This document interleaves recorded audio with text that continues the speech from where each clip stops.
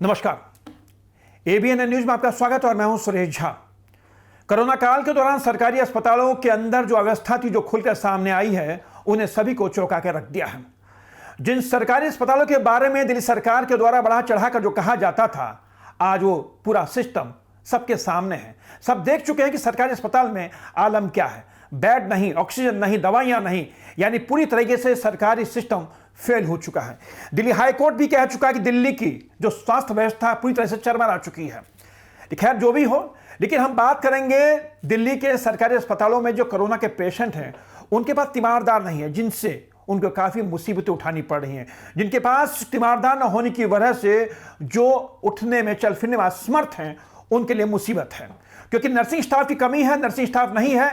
उसी को लेकर दिल्ली हाईकोर्ट ने दिल्ली सरकार से पूछा है कि मरीजों के साथ तीमारदार रखने की क्यों ना इजाजत दी जाए, जिस पर आज हमारा खास प्रोग्राम है, मरीजों के साथ तीमारदार। और हमारे साथ जो खास मेहमान हैं वो है सुप्रीम कोर्ट के एडवोकेट हैं दिनेश कुमार डोकरिया, जो हमारे साथ लाइव हैं फरीदाबाद से। डोकरिया साहब, आपका बहुत बहुत स्वागत है हमारे चैनल में। डोकरिया साहब, क्या कहेंगे आपकी जिस तरीके से कोरोना काल के दौरान जो सरकारी अस्पतालों में जो अवस्था फैली हुई थी वो आज सबके सामने आ चुकी है, लेकिन सबसे बड़ा सवाल अब ये खड़ा होता है, जो कोरोना जो पेशेंट हैं उनके पास नर्सिंग स्टाफ ना होने की वजह से उन्हें खासी परेशानी हो रही है। उसी को देखते हुए दिल्ली हाई कोर्ट ने दिल्ली सरकार से कहा है कि तीमारदारों को रखने की इजाजत दी जाए। क्या कहेंगे इसको लेकर आप? नमस्कार, मैं Dinesh Kumar Dakoria, advocate, supreme court of India. Recently honourable Delhi high court ने दिल्ली गवर्नमेंट को एक सजेशन दिया है, जिसमें ये बोला है कि जो कोरोना पेशेंट हैं और हॉस्पिटल्स में एडमिट हैं, उनके किसी न किसी फैमिली मेंबर्स को या उनके किसी रिलेटिव्स को उनकी देखभाल के लिए अलाउ किया जाना चाहिए। और ये भी कहा है कि जो पेशेंट हैं उनकी देखभाल प्रॉपर तरीके से हॉस्पिटल्स में नहीं हो पा रही है और उनकी हालत बहुत ही गंभीर है।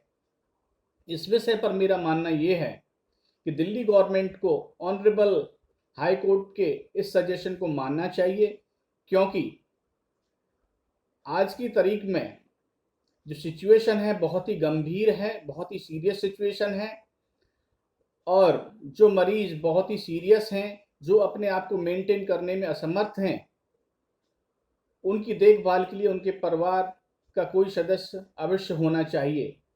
क्योंकि जैसे नेचर कॉल है, उनके कपड़े चेंज करने हैं, उनको प्रॉपर तरीके से टाइम पे खाना देना है, उनके ड्रेसेस चेंज करने हैं। तो इसके लिए अगर उनका कोई परिवार का फैमिली मेंबर रहेगा तो उसकी अच्छे से देखभाल रहेगी। दूसरा, मेरा ये भी मानना है कि जब मरीज के साथ उसका फैमिली मेंबर कोई रहेगा तो उसको एक मॉरल सपोर्ट भी रहेगी और उसको एक कॉन्फिडेंस भी रहेगा कि उसका अपना कोई ना कोई उसके साथ है, और उसके माइंड में जो नेगेटिविटी है वो भी उसके माइंड से निकल जाएगी और वो अपने फैमिली मेंबर से प्रॉपर तरीके से बात भी कर पाएगा। इसके रिगार्डिंग गवर्नमेंट को कुछ गाइडलाइंस जारी करने चाहिए, इमीडिएटली जारी करने चाहिए, जिससे कि ज़्यादा से ज़्यादा लोगों की जान बचाई जा सके।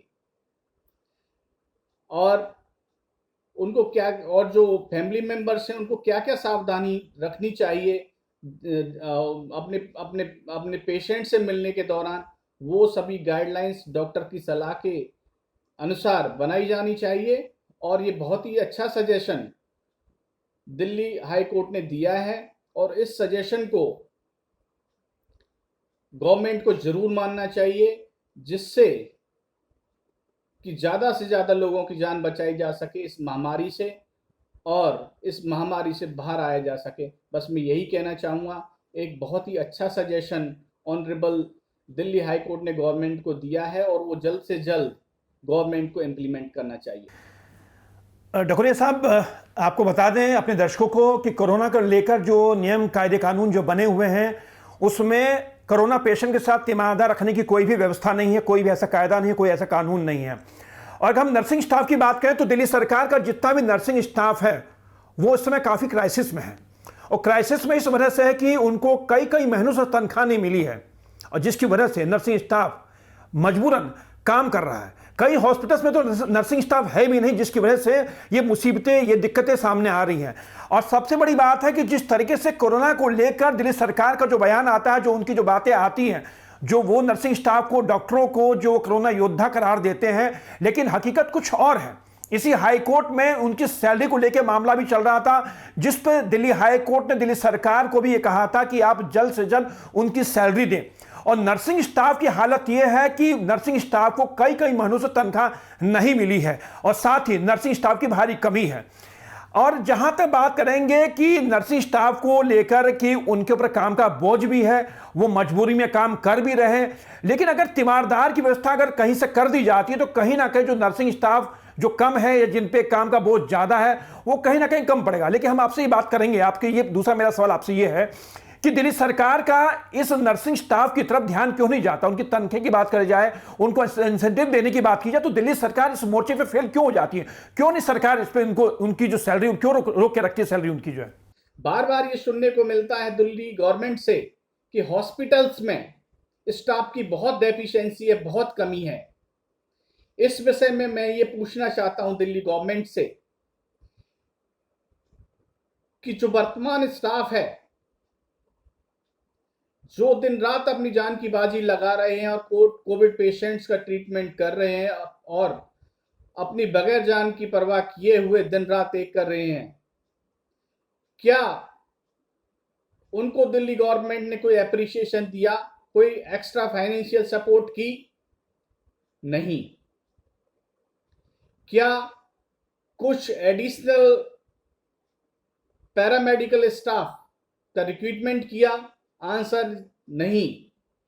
लेकिन दिल्ली गवर्नमेंट के पास इतना सफिशिएंट फंड है कि वो अपने विज्ञापन में कोई कटौती नहीं करते, किसी तरह की कोई डेफिशिएंसी नहीं है। रोजाना वही विज्ञापन, वही एडवर्टीजमेंट्स बार बार टीवी, रेडियो, एफएम सभी के ऊपर दिखाए जा रहे हैं।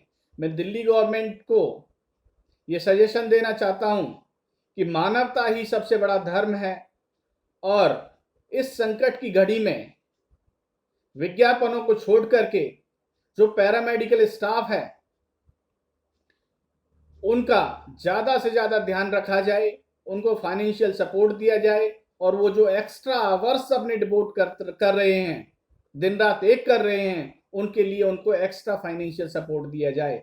और जरूरत पड़े तो इमीडिएटली जो लोग बेरोजगार हैं और घरों पे कोर्सेज करने के बाद बैठे हुए हैं, उनको जल्द से जल्द नौकरी पे रखा जाए, और जिससे ज्यादा से ज्यादा लोगों की जान बचाई जा सके। ये जो महामारी है, इससे न जाने कितनी फैमिलियां बर्बाद हो चुकी हैं और कितनी फैमिली बर्बाद होने के कगार पे हैं। मैं हाथ जोड़ के यही प्रार्थना करना चाहूँगा दिल्ली गवर्नमेंट से कि जो पैरामेडिकल स्टाफ है उनको ज़्यादा से ज़्यादा अप्रिशिएट करें, उनको ज़्यादा से ज़्यादा उनका मनोबल बढ़ाएं, जिससे कि वो अपनी सर्विसेज अच्छे से अच्छे तरीके से कोविड पेशेंट की देखभाल में लगा सकें, और ज़्यादा से ज़्यादा स्टाफ भी दिल्ली गवर्नमेंट को रिक्रूट करना चाहिए, जिससे इस मुश्किल घड़ी से बाहर निकला जा सके। चलिए डोकरिया साहब, आपका बहुत बहुत धन्यवाद, आप हमारे साथ जुड़े। दिल्ली हाई कोर्ट ने दिल्ली सरकार को सुझाव दिया है तीमारदारों को लेकर, और तीमारदारों को सुझाव दिल्ली सरकार का मानना ना माना तो बात की बात है, लेकिन दिल्ली हाई कोर्ट का सुझाव बहुत ही अहम है, क्योंकि कोरोना पेशेंट के साथ जिस तरीके से वहां पर बर्ताव किया जा रहा है उससे कहीं ना कहीं दिल्ली हाई कोर्ट को आहत हुआ है। उसीलिए दिल्ली हाई कोर्ट ने दिल्ली सरकार को कहा है कि आप तीमारदार के बारे में आप सोचिए, उनको इजाजत देने के बारे में सोचिए, क्योंकि तीमारदार रहेगा तो कहीं ना कहीं कोरोना पेशेंट के साथ वो एक अच्छा व्यवहार करेगा, उसकी देखभाल करेगा, और नर्सिंग स्टाफ पर जो काम का बढ़ता बोझ है वो भी कम होगा। तो ये था हमारा खास प्रोग्राम। आपको कैसा लगा हमें अपने कमेंट्स के जरिए जरूर बताइएगा। नमस्कार।